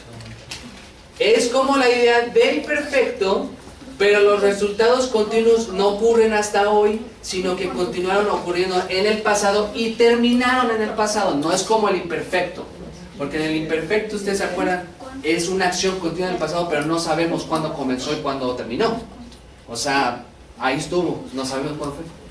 En el pluscuamperfecto, sí sabemos cuándo comenzó, pero sabemos también que ya terminó en el pasado. Ahí les va el ejemplo. Juan había jugado fútbol. Él comenzó a jugar y durante un tiempo, después de ese tiempo, lo terminó de hacer en el pasado. Yo te había dicho que no lo hicieras. Te lo comencé a decir y te lo terminé de decir. ¿Me explico? ¿Sí? ¿O no? Todos están así como que... De acuerdo, sí. Es complicado, es un poquito confuso, no es muy común. Él comenzó a jugar fútbol en el pasado y lo continuó haciendo hasta el día en que se retiró del fútbol. Se retiró como campeón del mundo en el Mundial de Clubes con las Chivas. Sabía que iba a tener esa respuesta, por eso lo escribí. Bueno, ahora, el infinitivo. ¿Qué significa el infinitivo? ¿Qué es un infinitivo? ¿Vale? Es un tipo de verbo, es un vocablo, un verbal que si no tiene tiempo, no necesario, bueno,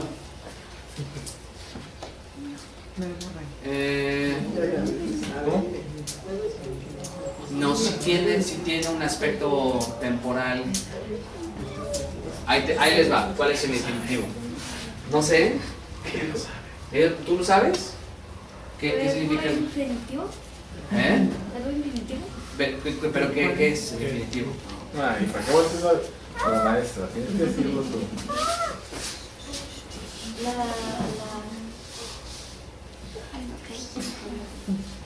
Son los verbos que terminan en ar, ir.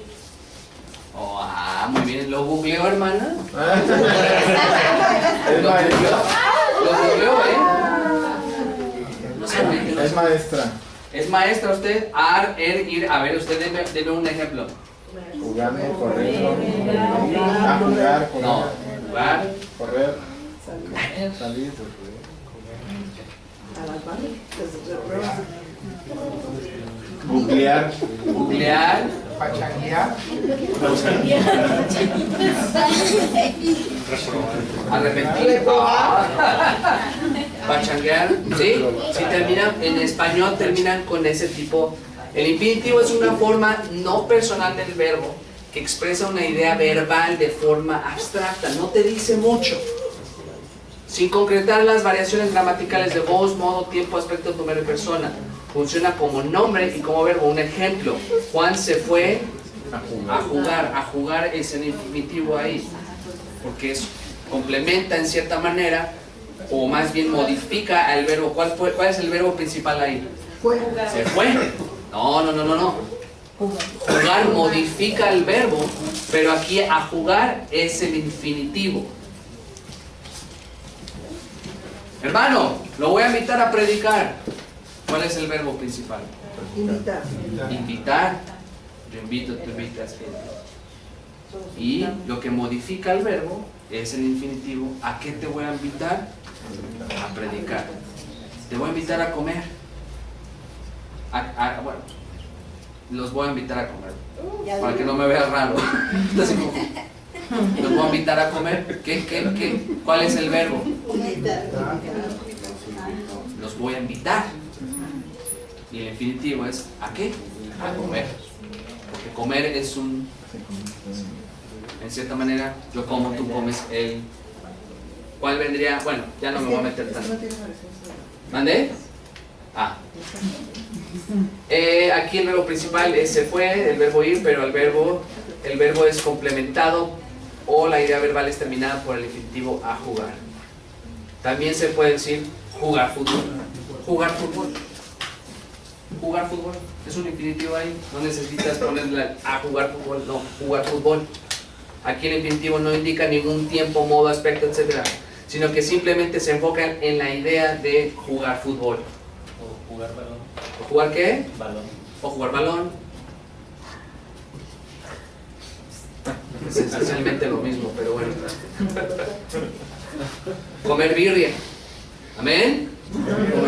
¿A usted no le gusta la birria? ¿A quién no le gusta la birria aquí? ¿Qué pasó, hermano? ¿Por qué no? A ver, ¿cuál es la mejor? Paréntesis, ¿cuál es la mejor? ¿La birria de res o la birria de chivo? La de chivo. Sí, de chivo. La más mala es la de Es la original, la de chivo.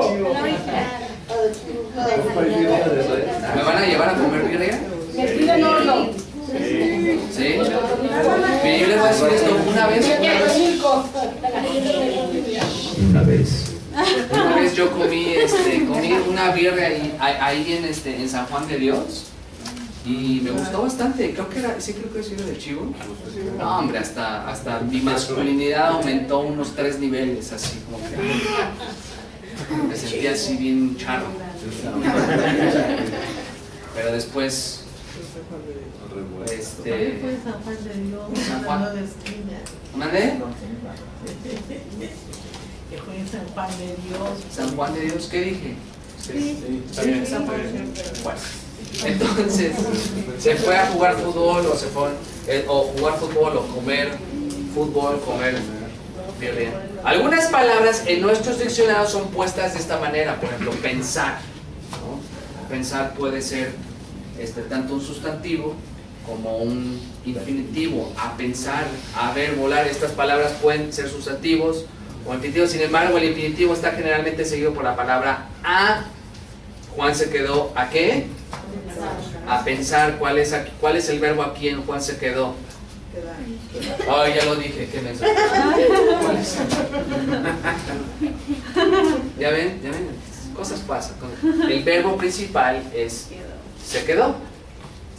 Y el infinitivo es ¿a qué se quedó? A pensar. Juan se fue ¿a qué? A ver.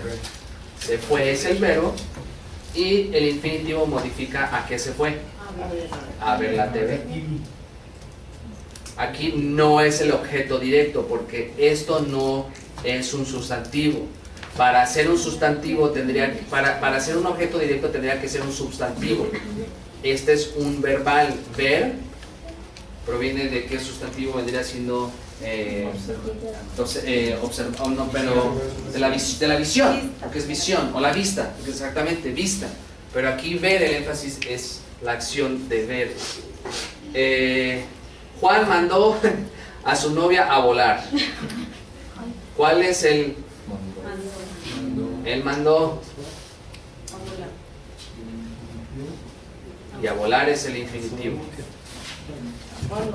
Perdón. O más bien, vamos a hacerlo de esta manera. La novia mandó. La novia mandó volver a Juan. Ahí está. Juanita mandó a su novio a volar. Mejor, ¿no? Sí. Juanita mandó a su novio a volar. ¿Y por qué lo mandó? Pues no sabemos, pero a lo mejor Juan, porque estaba jugando mucho fútbol. ¿Ya ven? Pero ya ven cómo estamos entendiendo más cómo funciona el infinitivo. Y a veces, hermanos, escuchen esto. Hay veces que este tipo de cosas las damos por sentado porque ya en nuestro lenguaje lo usamos tanto y tanto y tanto que ya ni nos damos cuenta.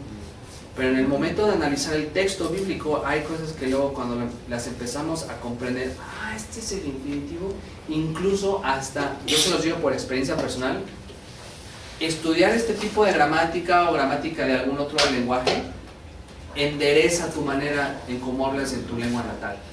Yo les voy a decir esto, cuando estuve aprendiendo inglés ya hace muchos años y después estuve aprendiendo griego, me ayudó muchísimo a saber cómo desarrollar y cómo hacer mis enunciados, mis palabras, porque antes era así como que ahí se va. Pero ya cuando entiendes la estructura del lenguaje, primero va esta palabra, después esta, les ayuda. Y es por eso que también es importante, porque si los varones, si ustedes quieren ser predicadores, esto eventualmente va a enderezar malos hábitos de tu lengua natal que tenías.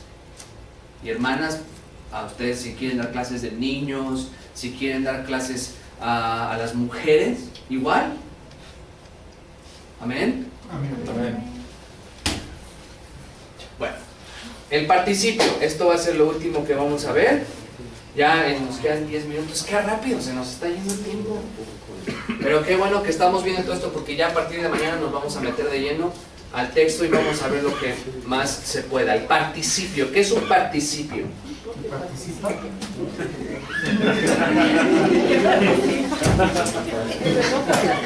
Voy a hacerle así. Sí.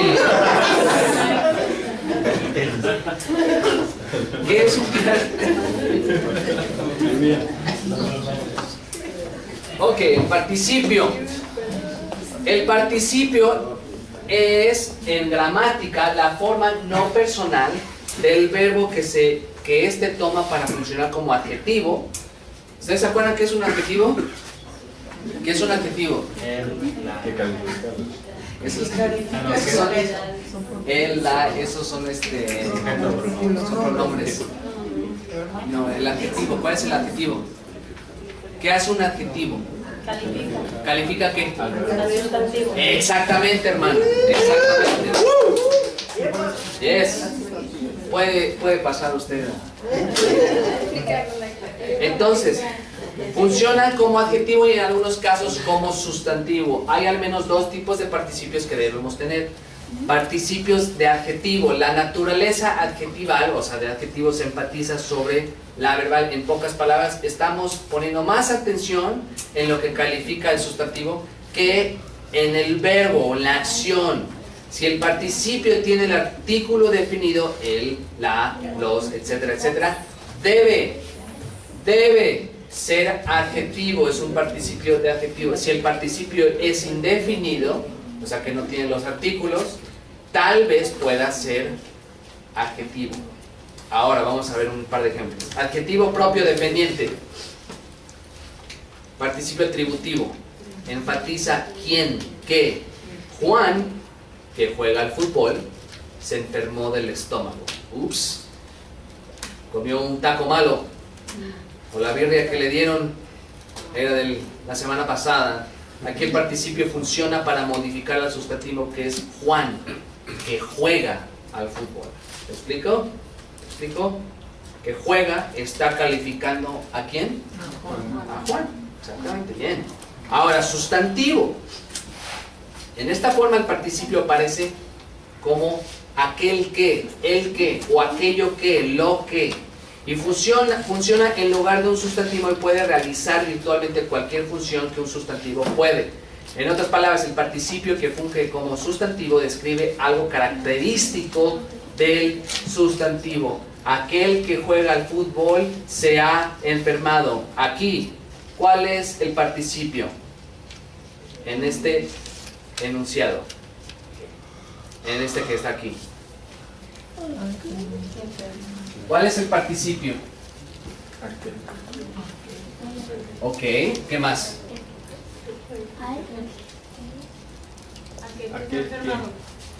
¿Qué más? ¿Qué caracteriza a aquel? Que juega. Exactamente, aquel que juega. Este es el participio. Eso lo vemos comúnmente en el Nuevo Testamento. Aquel que nos salvó. Es más, ¿cuántos de ustedes les gusta el Salmo 23? Gloria a Dios, ¿no? ¿Qué dice el principio? Jehová es mi pastor. Uno podría decir, bueno, ahí lo que está usando David es un adjetivo. ¿Por qué? Porque está calificando lo que es Jehová, ¿cierto? Jehová es pastor. Pero, ¿qué creen?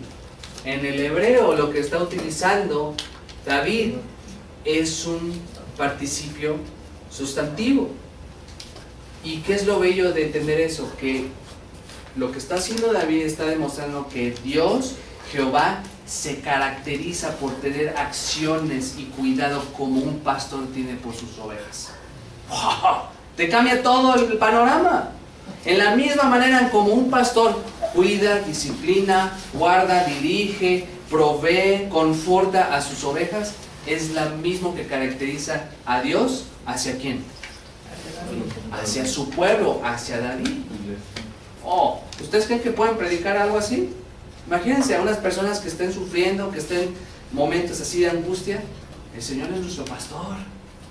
Él se caracteriza, Él tiene el oficio de ser, funge como un pastor que cuida por su pueblo. ¿Se están dando cuenta cómo nada más una frase cambia todo el panorama? Es increíble esto.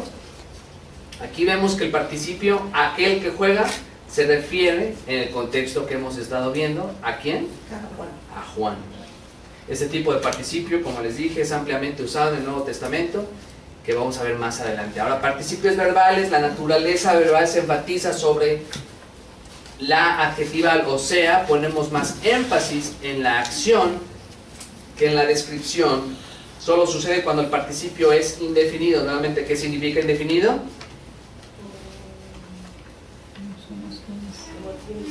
¿Que no tiene qué? Que no tiene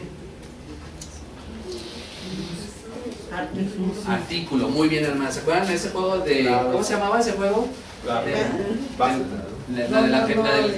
Adivina la película o las señas, juegos de señas, ¿no? Si quieres decir el nombre de algo que comienza con un artículo, siempre haces ¿qué? Esto, no es una L supuestamente, o sea, es un artículo. O sea, comienza con un artículo. Entonces, algo definido es que no tiene artículo, usualmente en el caso nominativo. Juan llegó al campo de juego caminando. ¿Cuál es el participio aquí? Juan llegó al campo de juego. No. Exactamente, caminando. Porque aquí estás poniendo énfasis en la manera en cómo él llegó al campo. Entonces aquí estamos poniendo atención en el qué, la manera en cómo afecta al verbo. Es por eso que dice la naturaleza verbal se enfatiza. Estamos poniendo más atención en la acción y cómo sucedió esa acción. Muy bien, llegó caminando. Juan se retiró del fútbol gozándose por el campeonato mundial con Chivas. ¡Yes! ¿Cuál es el participio en esta sección? Exactamente. ¿Por qué? ¿Por qué?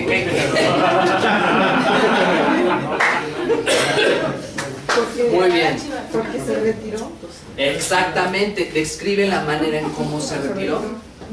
No se retiró triste, no se retiró, bueno, asumimos que se retiró triste. Aún recuerdo cuando Hugo Sánchez se retiró. Imagínense, ¿ustedes saben quién es el pentapichichi? Hugo Sánchez, Hugo, ¿no? Hugo.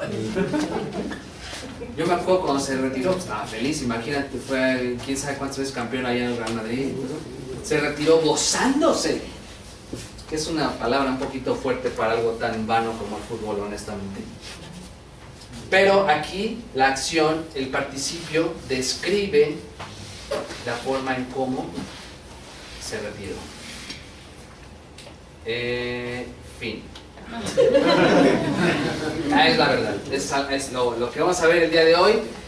Con esto que acabamos de ver, creo que tenemos una base muy fundamental, básica, muy sólida, para que cuando escuchen esto, hermanos, escuchen esto. Para que de esta manera, cuando mañana nos metamos al texto, primero, la manera como voy a introducir la epístola es, voy a ahora sí compartirles un sermón que prediqué allá en la Grace, como introducción a la epístola de Gálatas, porque en este sermón esencialmente estoy demostrando lo que es todo el contexto histórico, tanto el autor, los recipientes, la procedencia, el lugar de donde se escribió, etcétera. Pero después, en la siguiente hora, y ya por el resto de la clase hasta el día sábado, vamos a estar ya viendo de lleno lo que es el texto griego, vamos a estar analizando esto que les enseñé hace un momento. Ahorita no se ve bien porque lo tengo en un formato raro, pero vamos a estar viendo eso, y ya cuando yo les explique algunas palabras van a decir, ok, ya me acordé porque eso ya lo vimos ayer. Y si hay algo que no como que no se entiende, yo lo vuelvo a explicar, no se preocupen. ¿Amén? ¿Ok? ¿Sí? ¿Tienen dudas? ¿Preguntas? ¿Confesiones? ¿Qué? ¿Seguro? A ver, vamos a ver desde el principio. Vamos a quedar aquí otras 2 horas. Para los que llegaron tarde, información básica de la gramática griega. Sí, Fidel. Si me lo pasa y yo... ¿Para ti o para todos? Mira, ¿sabes qué? Fidel, vamos a hacer esto. Ahorita te doy la palabra, hermano. Lo que podemos hacer es, ahorita, pásame tu correo, y porque ahorita lo puse en letras súper grande para que se pueda ver ahí, pero en realidad son como, nada más son como 5 páginas y lo puedes imprimir de los 2 lados. 5 o 6 páginas. Sí, yo me encargo para... Ok, perfecto. Sí, hermano. Ahí con Quique tienen impresora. ¿Él tiene impresora también? Por si quiere imprimirlas directas. ¿Me dará permiso? Sí. ¿Sí? ¿Por qué no mejor hago eso? Ya que yo tengo aquí el documento y yo se los traigo mañana. Pero, miren, yo voy a hacer esto. Necesito que me digan quiénes con seguridad van a venir mañana, porque si vienen, no voy a imprimir de más y no voy a... Ay, hermano, me faltó... Sorry.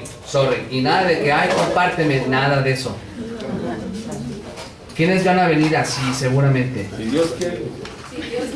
Bueno, ustedes sí se pueden compartir. Ustedes dos se comparten. Entonces, 1, 2, 3, 4, 5, 6, 7, 8, 9, 10, 11, 12, 13, 14, 15, 16, 17, 18, 19, 20, 21, 22, 23, 24. Sale. 25, por si llega uno, es que hermano no sabía qué pasaba. Bueno, entonces 25. Y además lo voy a poner así: 25 copias.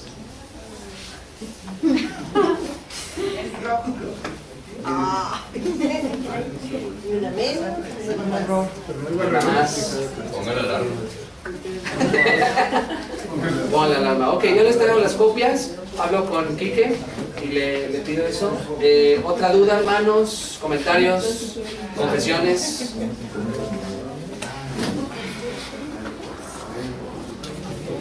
Vamos a apagar esto. Yo lo apago. Ahí a un ladito está. ¿De qué lado está un botoncito? Del otro lado. Allá. Más para acá. Ya. Está buenísimo ese proyecto. ¿Dudas, hermanos? ¿Preguntas? ¿Confesiones? ¿Sabe cuándo es la primaria? No, pero ¿sabe qué, hermana? No se sienta mal por lo siguiente. Mire, cuando yo entré al seminario, en serio, así me pasó. Les decía, todavía lo tengo en la mente así fresca, y me acuerdo el profesor estaba diciendo, a ver, ¿qué es esto? ¿Cuál es el objeto directo? ¿Cuál es el verbo? ¿Cuál es el predicado? Yo así digo, si no me lo sabía en español, menos en inglés. Pero yo ahora sí que lo aprendí todo esto en inglés, y me ayudó a enderezar mi español, la gramática de español. Entonces, miren, yo les voy a decir algo, y no lo digo para hacerme así como que héroe o algo así, para nada, pero a mí nunca me ha gustado la escuela, nunca me gustó la escuela. Si a mí me dabas la opción de jugar Xbox o estudiar, era de jugar Xbox, absolutamente, ni la pensaba 2 veces. Nunca me gustó la escuela. Yo, como les digo, soy músico de profesión, y pues yo quería tener mi grupo de rock, tenía un grupo de rock, ya íbamos a grabar un disco, ya íbamos a estar en el radio, así, o sea, era algo que ya iba para allá, pero el Señor fue moviendo cosas, y cambió mis planes hasta la fecha cuando estaba, ya siendo cristiano, yo todavía tenía deseos de hacer un grupo de música cristiana. Y siguió cerrando las puertas, y yo decía, Señor, parece que lo haces a propósito. Y ahora que lo veo, digo, sí, lo hiciste a propósito. Sí, cerraste todas las puertas y gracias a Dios. Y con el puro hecho de ver la necesidad que hay en las iglesias de predicar sana doctrina, eso fue mi motivación para que me gustara esto, para que me gustara estudiar. Porque ya no hay excusa, o sea, no tengo una razón para decir, no voy a estudiar. ¿Una película? ¿Un juego? O sea, hay veces que hasta se me olvidan los partidos. Una vez se me olvidaron los partidos del mundial. Y yo soy futbolero, a mí me encanta el fútbol. Como les digo, o sea, es un ejemplo muy muy bueno, pero por ejemplo, ahí cuando estaba en la universidad acá rato tenía ahí mi calendario, tenía que hacer mi altar. Porquería soy. Ahí tenía mi calendario Chivas, aquí, selección mexicana, esto. Hoy en día no me acuerdo de cosas, y qué bueno. Y lo hago porque les dije, no me estoy usando como un error, no es eso, sino yo lo que quiero enseñarles es que las prioridades van cambiando. Y cuando vemos la necesidad que hay de enseñar la sana doctrina, el Señor nos da así que nos da un pellizcón y nos demuestra, ¿sabes qué? Hay que ponerse a trabajar.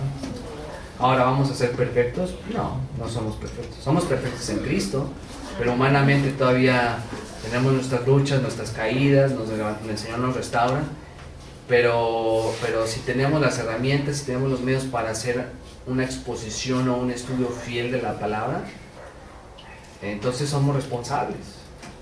Aquel que se le da mucho, ¿qué? Mucho lo que se le demandará mucho. Entonces, yo les recomiendo, hermanos, si ustedes están aquí para conocer más al Señor, entonces de aquí en adelante que ya sea es un estilo de vida de estudiar. Vaya, no estoy diciendo que tengan que ser así como los que están ahí en sus cuevas 13 horas diarias y no comen, no toman agua, no hacen nada así. Casi estoy actuando ahorita un poquito, pero por la necesidad de la clase y todo. Pero no estoy diciendo eso, o sea, en sus devocionales pueden hacer un estudio mucho más concreto, mucho más certero. Los que van a predicar, ahora sí pueden ver los lenguajes, pueden ver comentarios, pueden ver las doctrinas, etcétera, etcétera. Ya no hay excusa, hermanos. Miren, a veces veo iglesias donde predican superación personal, psicología, todas esas, en serio, todas esas tonterías, todas esas basuras, todas esas porquerías, y las iglesias llenas. Y ahí están todos ahí ofrendando. Y vemos iglesias donde se predica la sana doctrina y casi vacías. Pero gloria a Dios, porque eso nos demuestra que esos son fieles hermanos que quieren aprender como ustedes. Gloria a Dios. Gracias a Dios que somos pocos. Es mejor tener calidad que cantidad. Entonces, hermanos, hay que estar manos a la obra. Simplemente vean en lo que pasa en enlace. Hace ratito le estaba platicando aquí que hay un muchacho, no sé si ustedes lo han conocido o lo han visto en Facebook, se llama Daniel Aviv.